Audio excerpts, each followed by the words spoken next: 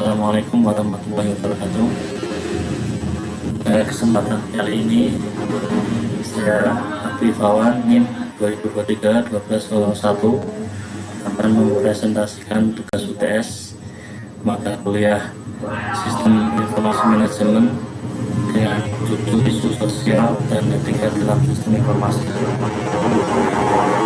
Kesempatan kali ini saya akan mengambil contoh kasus pada Microsoft Windows di daerah Bogor. Saudara Subdit Tindak Ditreskrimsus Polda Metro Jaya menangkap penjual software Microsoft Windows yang di kawasan Glodok, Mangga 2, Jakarta Pusat. Pelaku menjual perangkat bajakan seharga 500.000 hingga 750.000. Polda Metro Jaya telah melakukan pemeriksaan dan penggeledahan dua toko di wilayah Jakarta Pusat yang diduga memperdagangkan kepingan program-program yang terekam pada komputer, termasuk bagian aksesorisnya, COA atau case atau stiker lisensi dengan menggunakan merek Microsoft tanpa seizin pemegang merek terdaftar atau palsu. Jelas Kabid Humas Polda Metro Jaya Kombes Alfi Setiono kepada wartawan di Mapolda Metro Jaya pada Jakarta Senin 13 Juni 2016. Dua orang ditangkap dalam kasus ini, yakni seorang perempuan berinisial FY selaku pemilik toko M dan laki-laki berinisial F selaku pemilik toko V. Kedua tersangka dipersangkakan dengan pasal 94 UU nomor 15 tahun 2001 tentang merek dengan pidana kurungan paling lama 1 tahun atau denda paling banyak 200 juta. Alwi menyatakan kasus ini diungkap setelah pihaknya menerima laporan dari pihak Microsoft yang bergabung dalam Masyarakat Indonesia Anti Pembajakan atau MIAP. Dari laporan tersebut, polisi menyita 289 pieces CD software Microsoft Windows, 30 lembar stiker lisensi Windows masing-masing 10 pieces, dan 1 lembar pon pembelian tanggal 15 Februari 2016 dari toko V. Terlapor selama ini memperdagangkan CD atau stiker Microsoft bajakan selama 1 bulan. Kerugian Microsoft selama 1 tahun ini sekitar 1 miliar, input AW.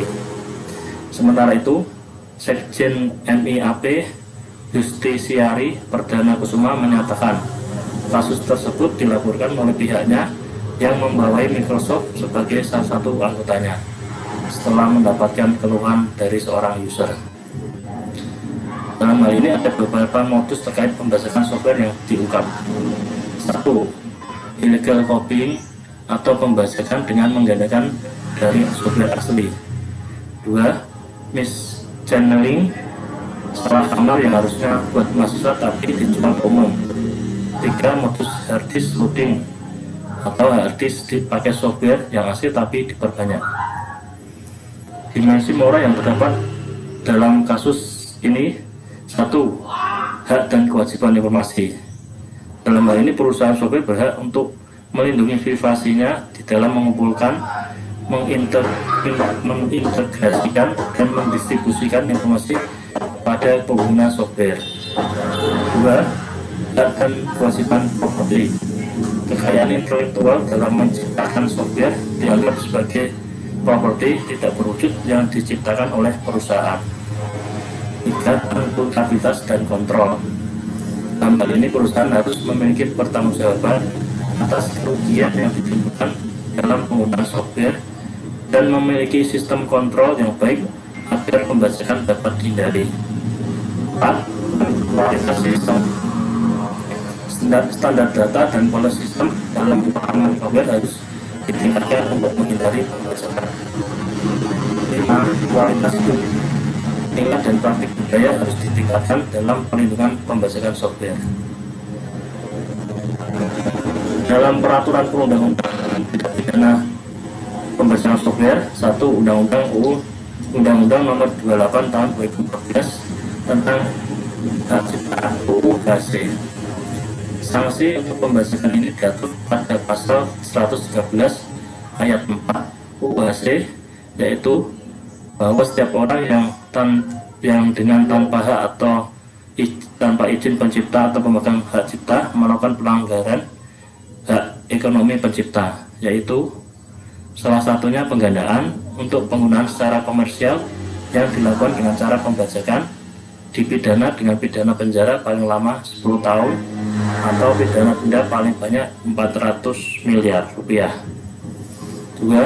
Undang-Undang Nomor 11 Tahun 2008 tentang Informasi dan Transaksi Elektronik.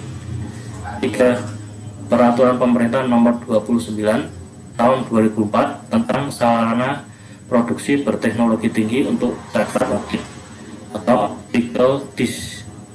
Dalam pasal 18 jelas diatur tentang sanksi administrasi terhadap pelaku usaha yang melanggar sebagaimana diatur pada pasal 4, pasal 5, pasal 6 dan pasal 7, pasal 8, pasal 9, pasal 11 serta pasal 12 Peraturan Pemerintah Nomor 29 Tahun 2004 tentang sarana produksi teknologi tinggi untuk volume 1 nomor 2 sama volume 1 bulan Juli tahun 2016 nomor 1 ISSN 2548 sampai 7884 39 cakar optical disc. Sanksi administrasi dikenakan selain sanksi pidana sebagaimana diatur dalam Undang-Undang Nomor 19 Tahun 2002 tentang hak cipta pasal 72 ayat 9 berupa pidana penjara paling lama 5 tahun atau denda paling banyak 1,5 miliar rupiah. Langkah-langkah yang dapat diambil dalam mencegah pembajakan. 1. Kunci lisensi dengan cara menggunakan kode yang dibangun dalam aplikasi yang memerlukan kunci valid untuk membuka perangkat lunak. 2. Perangkat lunak anti pembajakan, membuat aplikasi yang dapat digunakan untuk melacak pencurian kode dan anti pembajakan. 3. Pembatasan cetak atau salin dengan cara membatasi pengguna untuk dapat mencetak atau menyalin konten dari dokumen yang dilindungi. 4. Perlindungan streaming, file video dan audio sebaiknya dialihkan menggunakan HTTP live streaming, bukan metode pengunduhan progresif. 5.